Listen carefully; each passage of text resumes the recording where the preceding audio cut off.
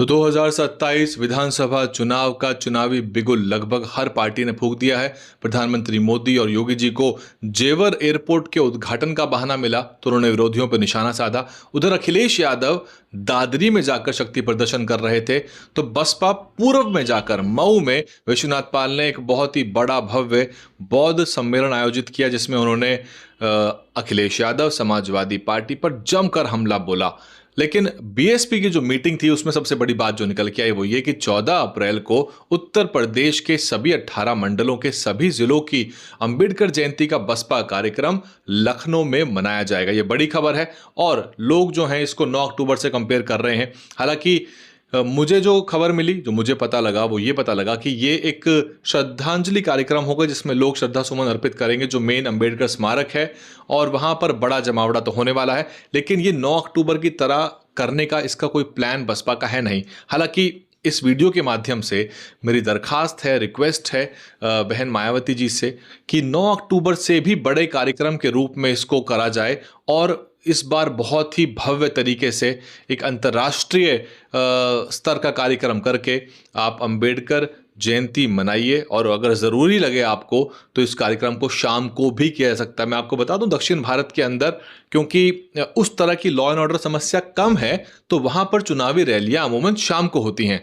बहन जी की जो चुनावी रैलियाँ हैं जो मैंने अटेंड करी हैं दक्षिण में, वो शाम के समय हुई है, तो शाम को कई चीज़ों की राहत मिल जाती है, लोग फ्री हो जाते हैं और लोग अपने अपने स्थानों पर चले जाते हैं।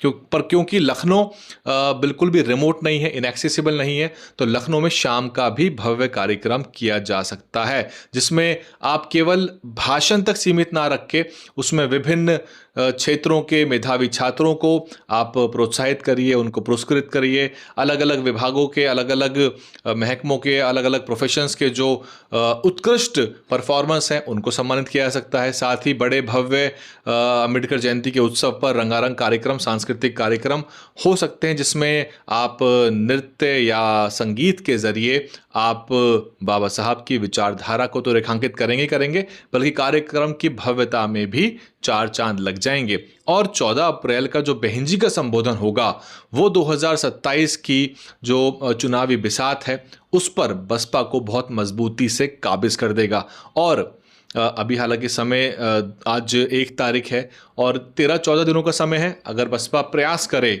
तो इसको बड़े भव्य एक चुनावी कार्यक्रम में तब्दील कर सकती है। और मेरा पुराना विश्लेषण जो है जिसमें मैंने ये कहा था कि 9 अक्टूबर के तर्ज पे ही बसपा को अब सब बड़े जयंतियों पर या पुण्यतिथियों पर कोई मौका छोड़ना नहीं चाहिए और जैसे भी हो सके लोगों को एकजुट करके उनको अंबेडकरवादी विचारधारा, बहुजन विचारधारा और बसपा की सक्रियता से दोबारा जोड़ना चाहिए। इसके बाद आपको पूरी गर्मी में इसके बाद मौका नहीं मिलने वाला। एक बुद्ध पूर्णिमा ज़रूर आएगी और बसपा को ये सारे मौके नहीं चूकने चाहिए। 14 अप्रैल को हालांकि लोगों का कयास है, लोग मान के चल रहे हैं कि 9 अक्टूबर जैसा ही कार्यक्रम होगा।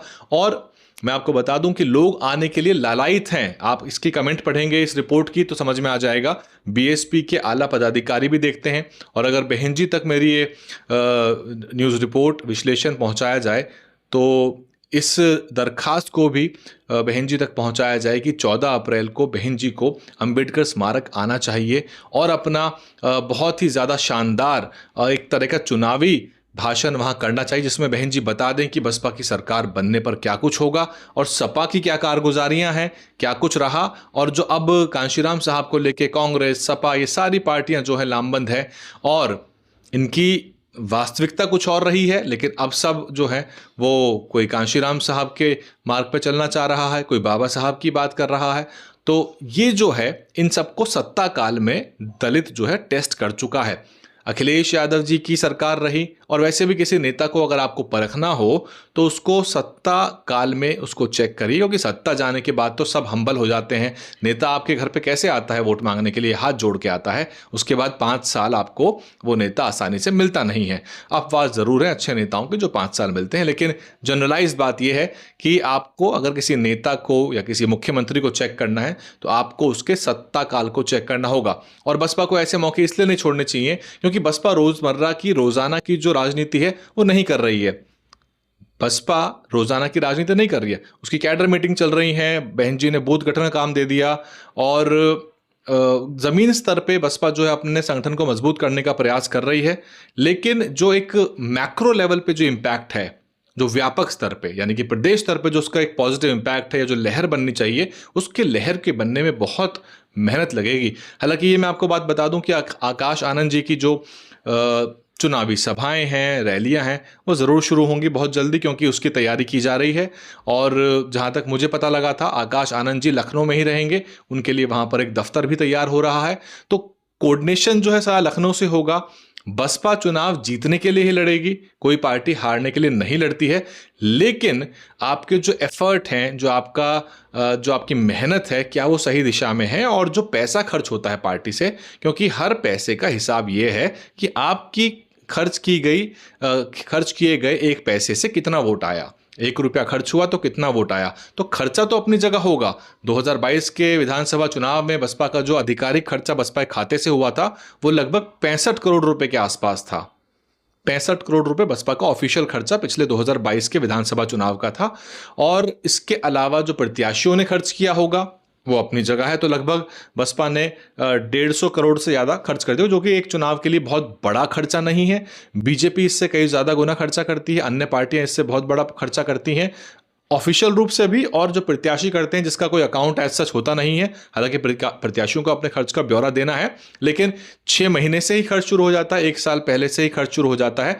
तो वो सारा खर्चा जो है, जो पार्टी या प्रत्याशी कर रहे हैं, वो चैनलाइज कुछ इस तरह से हो कि वो वोटों में तब्दील हो पाए और हवा बनाने में, माहौल बनाने में, बीएसपी की बात करने में और बीएसपी को चर्चा में लाने में वो कामयाब हो। इसके उलट आप देखिए, बसपा जो कर रही है और सपा जो करती है, उसका दोनों में फर्क है। बसपा संगठन मजबूत करने पे फोकस करती है, लेकिन बसपा प्रादेशिक स्तर पे मीडिया में, सोशल मीडिया में अपनी छवि को, अपनी सक्रियता को नहीं दर्शा पाती, क्योंकि सोशल मीडिया मैनेजमेंट के नाम पे सब कुछ शून्य है। हालांकि सतीश चंद्र मिश्रा जी को बहन जी ने कहा था कि मीडिया का सारा काम देखेंगे ये, लेकिन सतीश चंद्र मिश्रा जी भी ऑफ एंड ऑन काम करते हैं। चुनाव आएंगे, वो सक्रिय हो जाएंगे, अपने चुनिंदा लोगों को काम पे लगा देंगे, लेकिन व्यापक मैनेजमेंट वो भी नहीं कर पाए। और चुनाव दर चुनाव आपने देखा है कि उनका जो मीडिया मैनेजमेंट है वो कामयाब नहीं रहा। मोटा पैसा खर्च हो गया है। अगर मैं इलेक्शन का आपको एक्सपेंस दिखाऊं 2022 का, तो किस किस चैनल पे कितना कितना पेड एडवर्टीजमेंट वगैरह वगैरह में जो खर्च हुआ है, वो सारा लिखित में ब्यौरा है, ऑफिशियल रूप से। अनऑफिशियल कितना हुआ उसका तो कोई हिसाब नहीं है। तो बसपा इस एस्पेक्ट पे कमजोर पड़ती है, जबकि समाजवादी पार्टी जमीन पे जितना काम नहीं करती, उससे ज्यादा उसको बड़ा चढ़ा के दिखाती है। तो समाजवादी पार्टी सुपरफिशियली ज्यादा चीजों को एक्टिवेट रखती है, लेकिन ग्राउंड लेवल पे बसपा का काम है।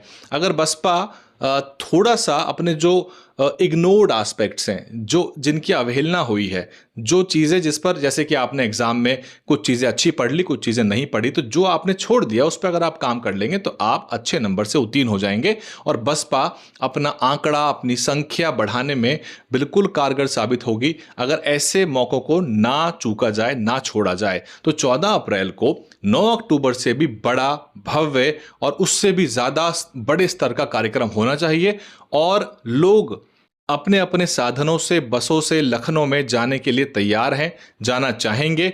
और लोग सरकार बनाने के लिए भी तैयार हैं। जो बसपा का समर्थक है, जो वोट करता है, भाई बसपा का वोट प्रतिशत घट के 9 भी हुआ है, तब भी वो लाखों की संख्या में है, लाखों की संख्या में है। बड़ा वोट बसपा के पास है, और बहुत सारा वोट फ्लोटिंग वोट भी रहता है, जो कि पुराना वोटर था या फिर एक्स बसपा वोटर था, क्योंकि 30% की पार्टी थी। आपको मालूम होगा पुराने चुनाव में 29%, 33% तक का वोट बसपा लेती थी।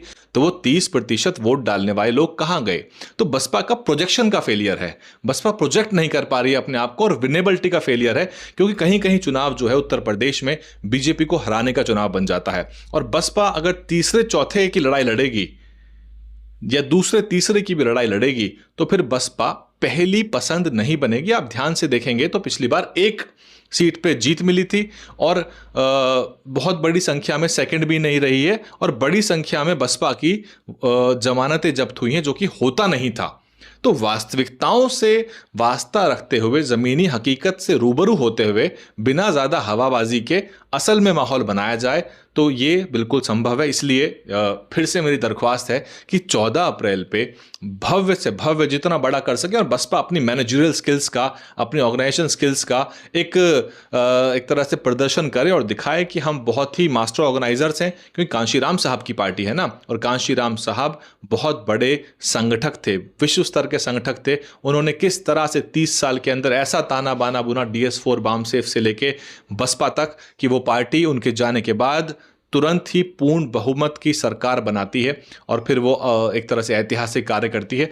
लेकिन 14 अप्रैल को भुनाना चाहिए और लोगों की भावनाएं जो होती हैं उसको एम्पलीफाई करना चाहिए और साथ में उसको चैनलाइज करना चाहिए पार्टी के वोट्स की तरफ, और बताना चाहिए कि क्या बसपा की सरकार कर सकती है और क्या धोखा आपके साथ होने वाला है अगर आपने 2027 में बसपा को वोट नहीं किया। ये था बसपा का विश्लेषण 14 अप्रैल को। आपको क्या लगता है, क्या बहन जी को आना चाहिए, संबोधन करना चाहिए? क्योंकि ऐसी ही खबरें नोएडा की भी आई थी, लेकिन बाद में ये पुष्ट हो गया था कि बहन जी नोएडा में नहीं आएंगी, संबोधन नहीं करेंगी। अगर इसमें भी बहन जी नहीं आती हैं तो फिर वो उस तरह की भव्यता 9 अक्टूबर जैसी और उस तरह का जो शक्ति प्रदर्शन था वो निकल के नहीं आ पाएगा। कमेंट करके बताइए आप क्या कुछ सोचते हैं, आपका क्या कहना है। आपकी कमेंट भी हो सकता है लखनऊ में पढ़ी जाती हूँ। बहन जी के पास बड़ी टीम है और वो सब लोग चेक करते हैं सोशल मीडिया पे लोग क्या लिख रहे हैं, उसी से उनको अंदाजा हो जाता है कि जनता का मूड क्या है। बने रहिए, मैं हूं वैभव कुमार, आप देख रहे थे दलित न्यूज नेटवर्क यानी कि DNN हिंदी। DNN हिंदी को सब्सक्राइब करने के लिए दबाएं लाल रंग का सब्सक्राइब बटन और घंटी का बटन दबाकर ऑल नोटिफिकेशंस पर क्लिक करें। चैनल को जिंदा रखने के लिए नीले रंग का ज्वाइन बटन दबाकर चैनल को आर्थिक सहयोग करें।